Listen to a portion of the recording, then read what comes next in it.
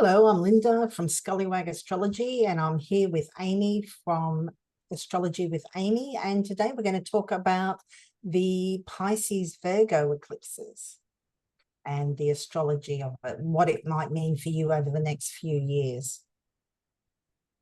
Okay, first I think we'll just explain what an eclipse is, the technical side of it all. The meaning for an eclipse is when one heavenly body blocks the view of another heavenly body, but mainly in astrological terms, the eclipses that we're thinking of involve the sun, the moon, and the earth all being on the same plane. Basically, also an eclipse is a more impactful new or full moon, and a lunar eclipse is a full moon, but the earth blocks the light of the moon, and a solar eclipse is a new moon, but the moon blocks the light of the sun.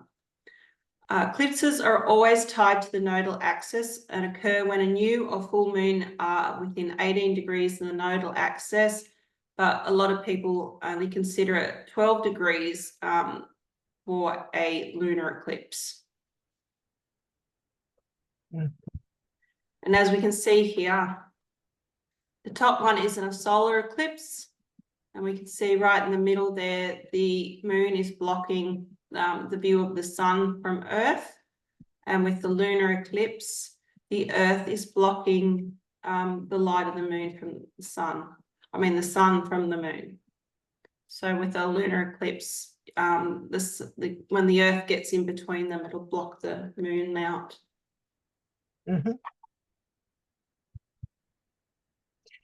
Eclipse seasons. The eclipse season is when the sun is within 18 degrees of the nodes.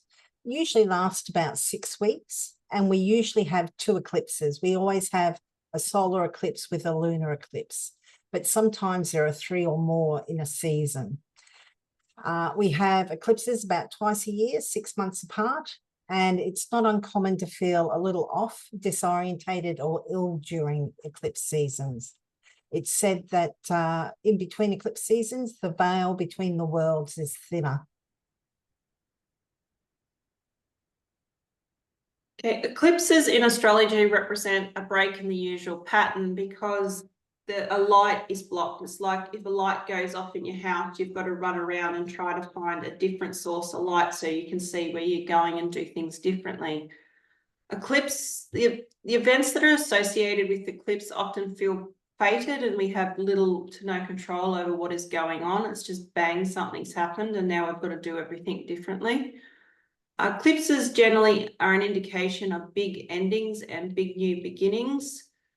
The eclipses with the axis they're hitting on, they agitate and unsettle that area of life, especially you want to check where the nodes and the eclipses are hitting in your chart, because those house topics will feel a little unstable.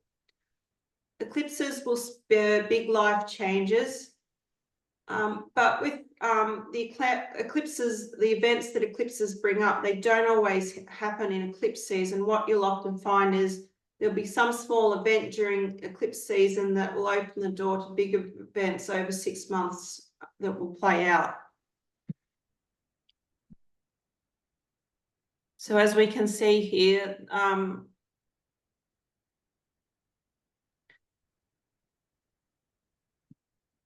so there you go, Lynda. Sorry. No, you're right. The moon nodes, you've heard us talk about moon nodes. So what are the moon nodes? The moon nodes are where the moon's orbit intersects with the ecliptic, which is the apparent path around the Earth of the sun. So if you can imagine 2 circles, and where they're kind of meeting are where the nodes are. They always travel backwards through the zodiac. This is the nodes, but occasionally they station for longer periods of time during eclipse season. The nodes, north and south node, are exactly 180 degrees apart, and they spend about 18 months in a sign that they were transiting. So we've had the nodes, and they still will be for a little while, in the Aries Libra axis, but they're just starting to move into the Pisces Virgo, which we had with the eclipse we've just had on, when was that? The 17th or 18th of September 2024. And yeah, so eclipses and the moon nodes themselves, they can be interpreted differently depending on what astrology tradition you follow. But in more traditional versions of astrology, they are tied to the story of the dragon that got cut in half. And you can see here we have the Earth in the middle. We have the orbit of the moon, shown by kind of like an orangey kind of, well, actually, no, that's the sun. That's the sun's ecliptic, how it appears to move. And then you've got the moon's ecliptic or orbit around the Earth in the blue. So where the blue and the orange meet, that is where the North Node or the South Node are. They're always diagonally across from each other, 180 degrees away. Also with the moon's nodes, the North Node is on the side of the moon's path where the moon is going up, and the South Node is on the moon's path while the moon is traveling down past the Earth as well. Okay, so the North Node, also known as Rahu, ascending node, and dragon's head or head of the dragon. The North Node in astrology represents increase, amplification, and getting more of. It also represents new and foreign things. It's progressive. It wants to do things differently. It's got a bit of a Uranus vibe to it. It also invokes our desire and our passions. It also is about confusion, chaos, and delusion, because part of the story of the dragon is, and the reason why they got cut in half is because it was pretending to be something it shouldn't. The North Node eclipses open new doors and progressive new paths in life, often in a twist of fate. The desire body can rise in the areas of life that the North Node is transiting.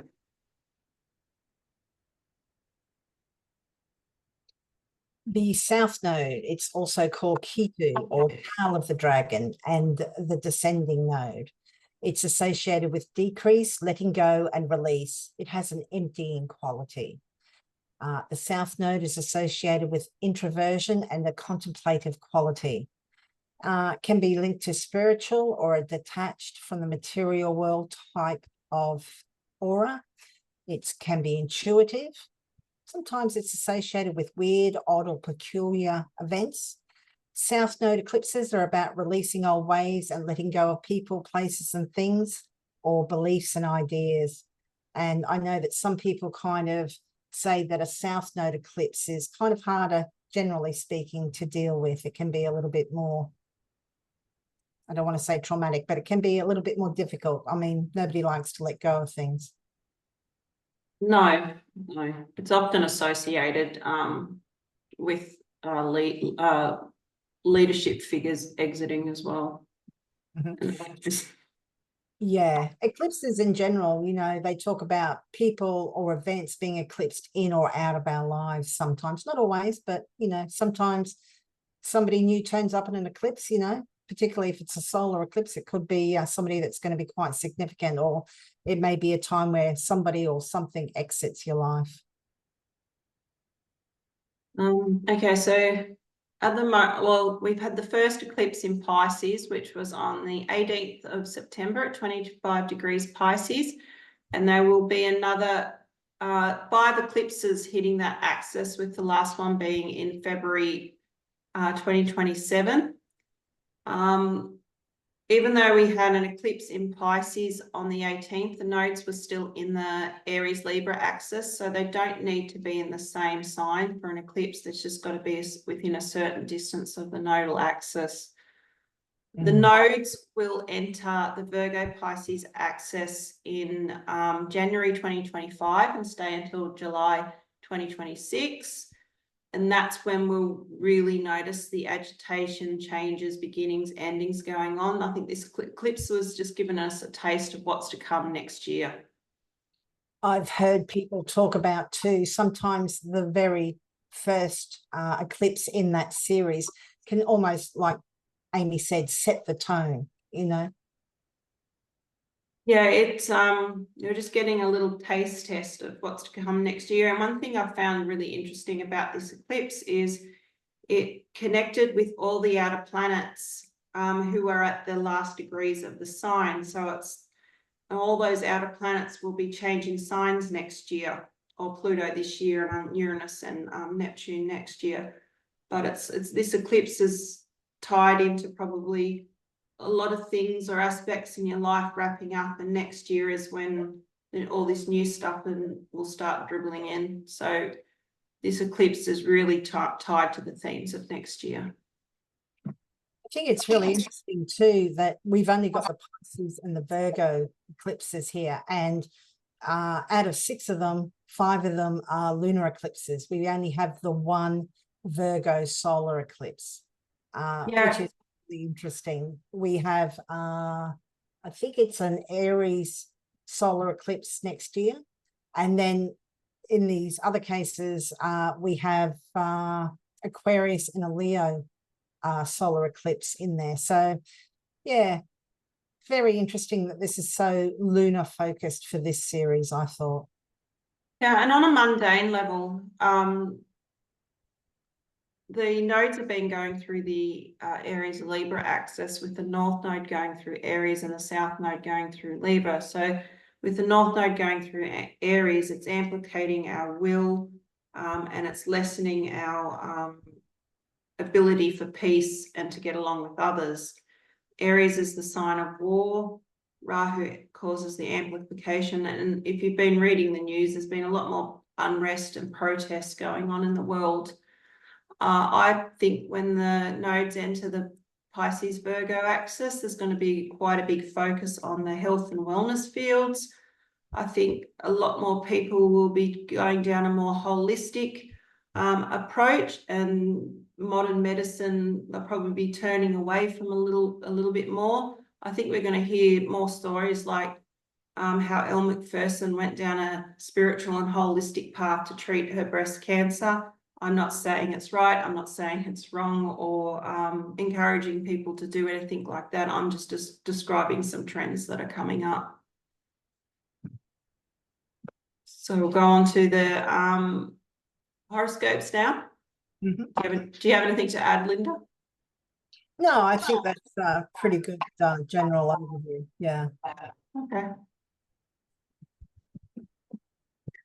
I would just mention one thing, though, that these horoscopes are for ascendant signs. So they work best if you're using your ascendant sign, not your moon sign or your sun sign. You're quite welcome to do that, but you'll probably find if you read for your rising sign, it'll be a lot more accurate. Yeah. Yeah. Okay, so Aries, these eclipses in the Pisces Virgo axis will be hitting your 6-12 house axis, with the South Node transiting the 6th and the North Node transiting the 12th. So the agitation and big endings and big beginnings you're going to be feeling will have to do with topics like pets, health, service work, spiritual development, rest, and time out. Some of you can be dealing with some health problems that can especially become a little bit more problematic during eclipse season. It's also a time where you probably are going to be spending a lot more time away from the world around you as well. Mm-hmm. For those who are Taurus ascendants, the eclipse is going to be falling in your 5th and your 11th houses. The South Node will be in your 5th house. So there may be a slight decrease or endings or surprises to do with 5th house topics like children, creativity, romance, hobbies. And there may be more of a focus on your 11th house, which is where the North Node is, which is groups, friends, organizations. It's our hopes and dreams. And it's also people that can help you. So maybe you're focusing more on groups rather than things that you did within a smaller, within your family, your children, or something that you were doing more solitary. If you're a Gemini, these eclipses will be hitting your 4th, 10th house axis, with the South Node transiting the 4th and the North Node transiting the 10th. This is really good transit if you really want to get out in the world and in front of people. You can be offered leadership roles, get promotions at work, and just be more driven for worldly achievements. You can move as well during this time, or there's just less of a focus on your family situation and more of a focus of getting out in the world and making your mark in it.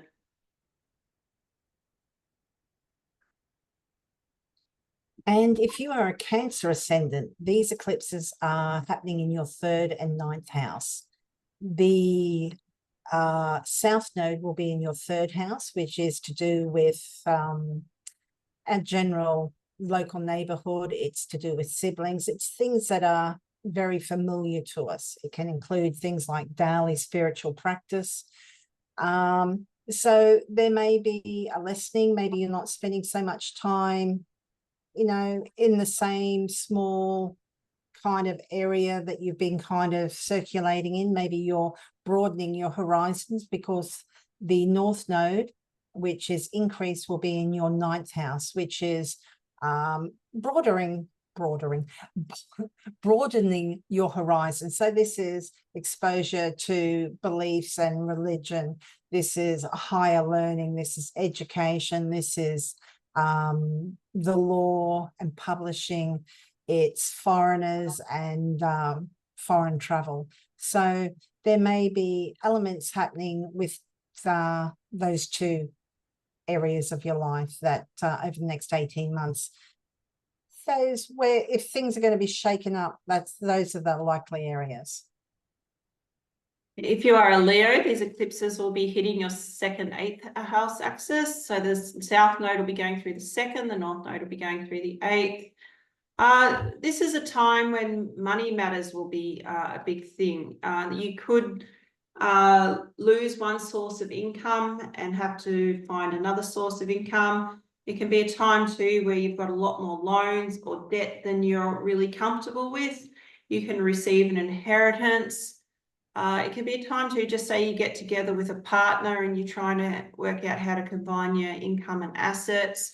It can also be a time too where you lose your job and have to go on government assistance for a little while. And we can often find with this transit there is a little bit more increased stress and anxiety, because sometimes transits to the eclipses to these houses can cause some pretty big life changes that just come up out of nowhere. It could be a time where someone you know dies as well. I hate to say it, but I did. Yeah, it's just going to be 18 months, 2 years, sorry, just a focus and restructuring of financial matters. And if you're a Virgo ascendant, these eclipses are happening over your 1st and 7th house axis. So the South Node is going to be in your 1st house, which is all about you. It's about your physical vitality. It's about how others view you. It's kind of your personality. It's, you know, the mask you put on when you go out and you're not around, you know, your super close people. This is how people see you. So you may want to watch your health. As I said, the South Node's there and it can decrease. Maybe you are being a little bit more focused on relationships because you do have the North Node in the 7th house. So maybe, you know, you're kind of cocooning a little bit more with a partner, and that can be a business partner. It can be a romantic partner. It can even be really close friends. It's the house of one-on-one relationships. It's really close relationships. Unfortunately, it can also be the house of open enemies. I should imagine for most people it won't be that, though. Hopefully not. But yeah, there's that balance between all about you and your health, your vitality, how people see you, and your interactions with close one-on-one partners. Those are the areas that may be shook up over the next 18 months. Okay, so if you're a Libra rising, these eclipses will be hitting your 6th, 12th axis, with the South Node going through the 12th and the North Node going through the 6th when they finally get into the Pisces Virgo axis. This axis is about pets, health, service work, spiritual development, rest, and time out. This is a time I think you'll probably find you're just busy with day-to-day work. You can get swamped with service work. It's also a time where you just running around doing a lot of daily errands and sorting out problems. It can be a time where your health is quite unsettled and you're exploring new ways of managing your health. It also can be a time where, especially with the North Node going through the 6th, if you've already got a thing for cats, you could end up with 40 cats. Oh my, that's a lot of You cats. could crazy cat lady on steroids. If you are a Scorpio ascendant, this eclipse season will be going through your 5th and 11th house axis. So you will have the South Node in your 11th house. And the 11th house is groups, friends, and organizations. It's our hopes and dreams. It's also, you know, people that can support us in that 10th house of career and that. So benefactors. Your focus is more likely to be in the 5th house because that's where the North Node is, which is amplifying or increasing. The 5th house is a really nice house. It is children. It is creativity. It's fun. It's romance. It's socializing. It's a little bit cozier than that 11th house. That 11th house is a little bit more outward, I think. Yeah, you know, for some people, there may even be babies born around about this time. You know, I had a set of babies actually. While I had an eclipse in the 5th house, and yeah, so for some that's a possibility too. Usually, you would expect to see not just, you know, eclipses in the 5th house. There needs to be other corroborating elements like, you know, it's making an impact. It's contacting pretty closely by aspect a natal planet in your house, in your chart, sorry, not your house. Yeah. Okay, so if you're a Sagittarius rising, the eclipses and the transiting nodes will be hitting the 4th, 10th house axis. I have stuffed up the slides there, but I'll fix that up. So the South Node will be going through the 10th and the North Node will be going through the 4th. This is a time where you can, sometimes I've actually seen with this transit where people will leave work and go and look after an aging parent. You can be more focused on your home environment than being out in the world. It can also just indicate a change of career path as well. It can be a time where you buy another house, you renovate, changes happen within your family dynamic. Yeah, then there's, as a general rule, there's less time for out in the world and more time for family matters.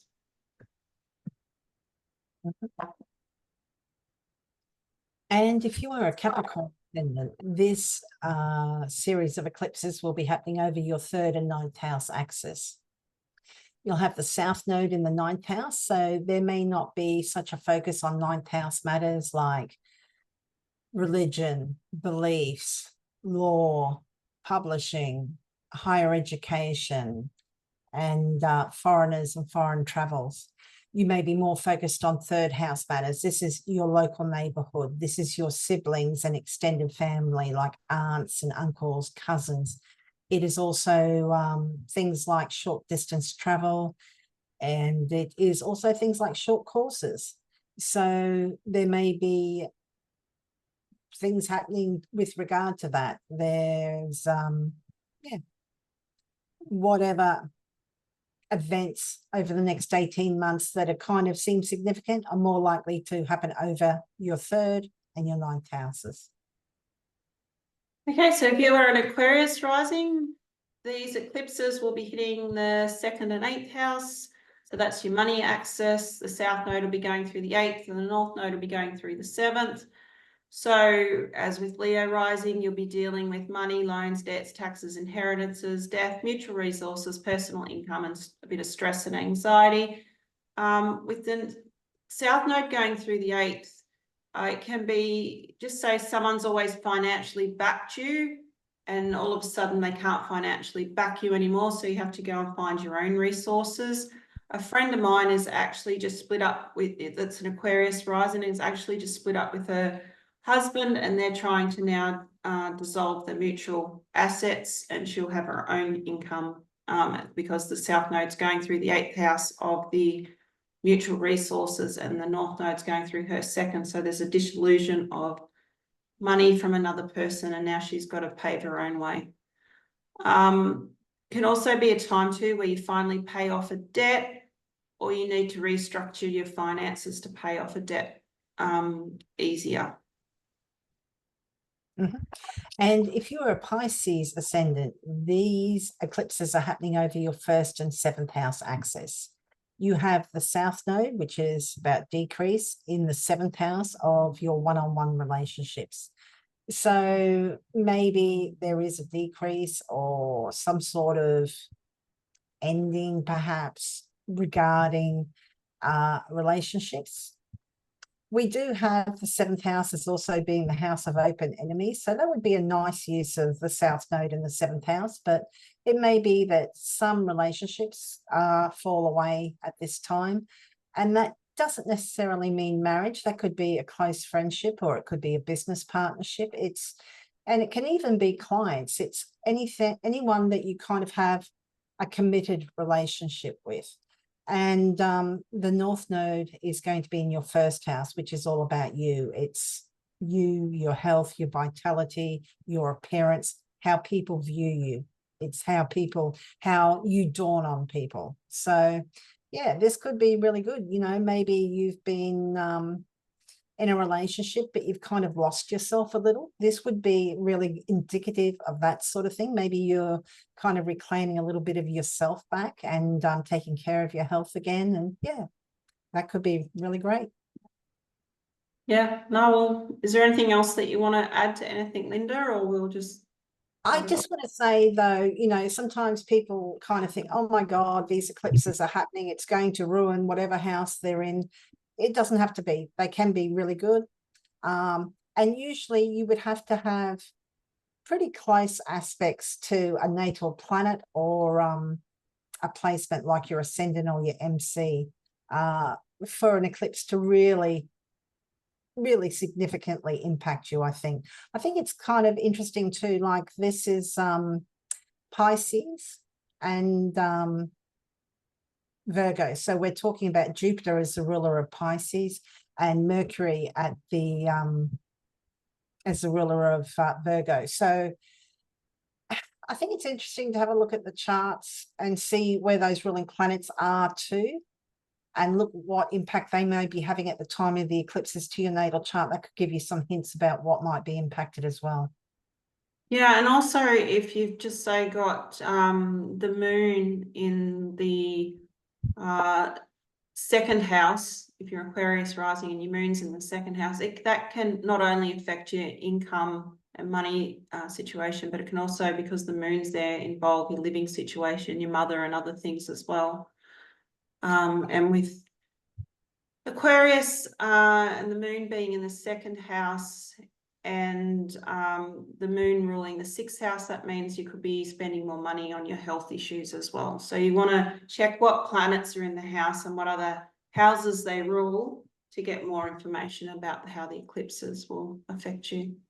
And if you're a little bit advanced with astrology and you follow like your annual perfections, if you're in a lunar or a solar perfection year, so if you have Cancer or Leo as the house that's been perfected that year, you may find that eclipses are a little bit more significant that year too.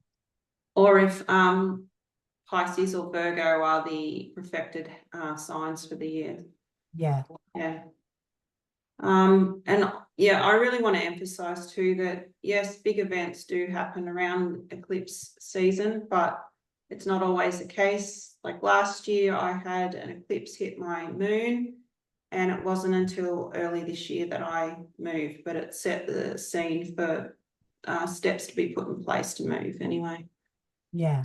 Yeah. All right, well, we might wrap it up, and yeah, thanks everyone for watching, and hope to see you again soon. Thank you. Thank you.